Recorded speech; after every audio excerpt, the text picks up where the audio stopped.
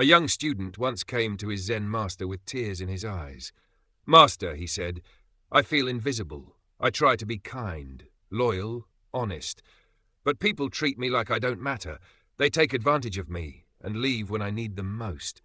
I don't understand. What's wrong with me?" The master looked at him quietly, then handed him a crystal-like stone. "Take this to the village market," he said. "Walk through the stalls, show the stone to the vendors, and if anyone asks to buy it, don't sell it. Just bring it back." Confused but obedient, the student did as he was told.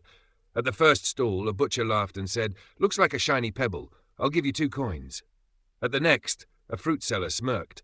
"Pretty rock. I'll trade you an apple." Finally, a jeweler saw the stone and froze. His eyes widened. "Where did you find this?" he whispered. This is priceless." The student returned, still puzzled. The master smiled gently and said, "You see?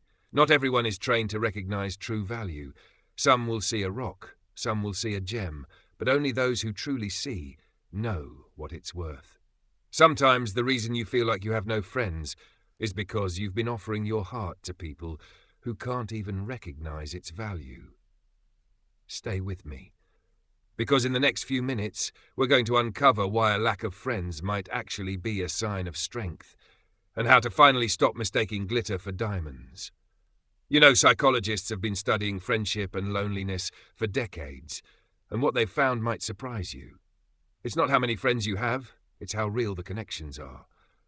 Dr. Ruth Westheimer, yes, the same woman known for her bold honesty about love and intimacy, wrote in her later years that loneliness isn't just being alone. It's being surrounded by people who don't see you.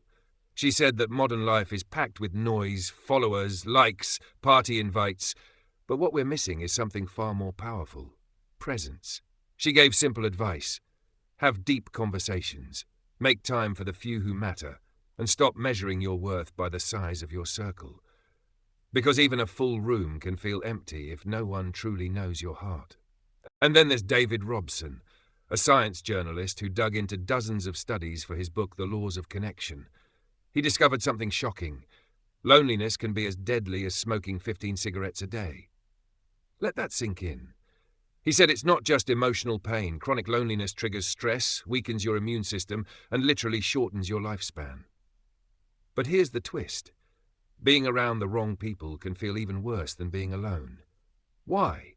Because fake friends confuse you. You start second-guessing your worth. You laugh at jokes that hurt you. You stay silent when your voice should rise. You shrink to fit into their comfort zones. Robson found that the brain actually processes social rejection the same way it processes physical pain. So when someone ghosts you, mocks you, or only shows up when they need something, you're not being dramatic when it hurts. Your brain feels it like a wound. But here's the part no one talks about. Sometimes losing people is a sign that you're finally growing. You're becoming more aware, more authentic. And your spirit no longer tolerates surface-level friendships.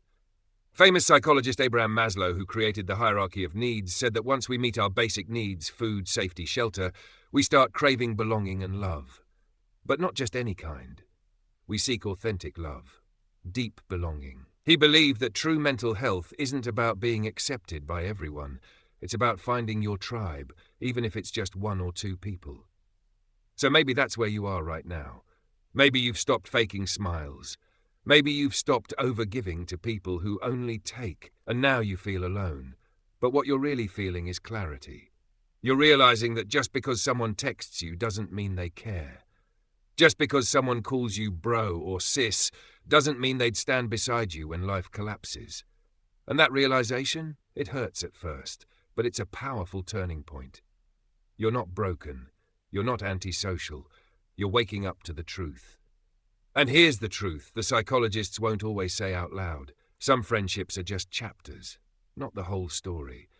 And when you let go of the fake ones, you make room for the kind of connections that heal, inspire, and last. So if you're sitting there feeling like you're too much, too sensitive, or too alone, maybe you're just finally becoming real in a world that's used to pretending. And that's not weakness. That's strength. Let me tell you about someone. Maria was always the go-to friend. She'd stay up late to help others study, lend money she didn't have, even lie to protect them. But when her father passed away, silence. Not a single call, not one visit.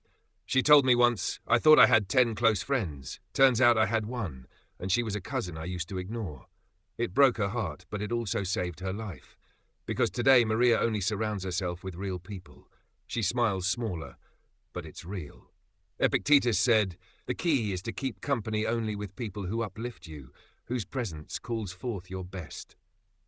Because in the Stoic worldview, surrounding yourself with the wrong people is not just unwise, it's dangerous. It pulls you away from your highest self. Now in Zen they teach something quieter. Not louder truths, but stillness.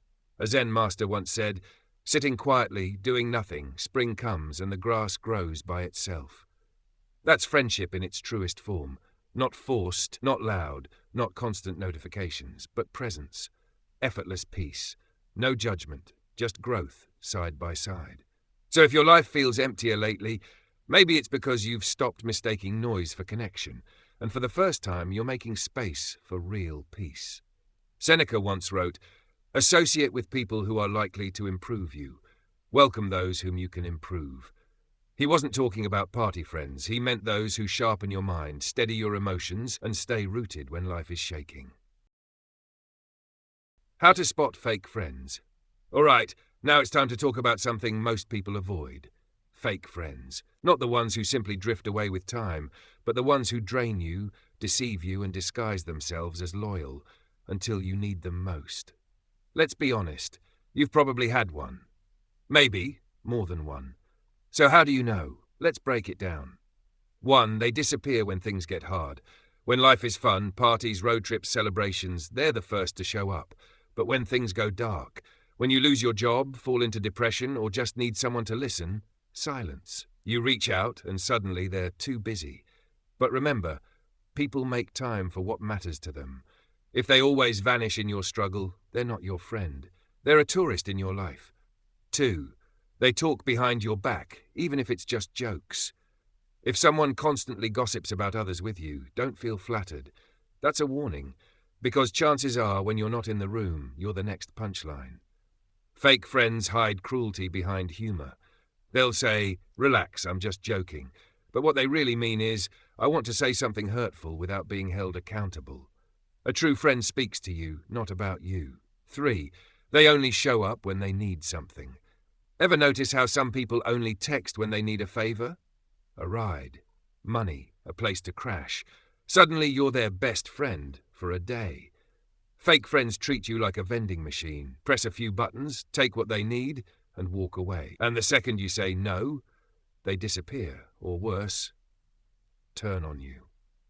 That's not friendship, that's transaction.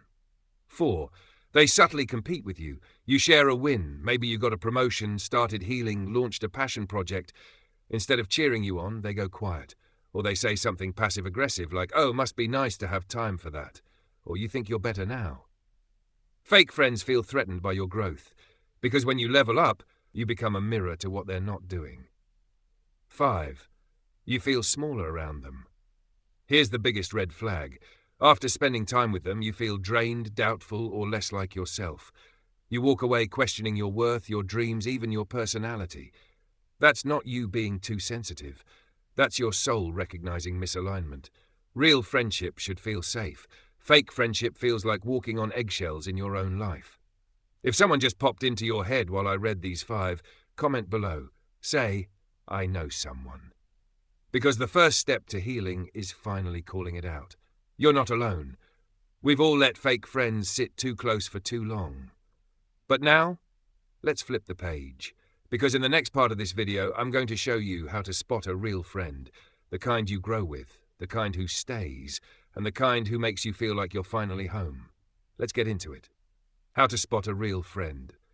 Okay, let's breathe.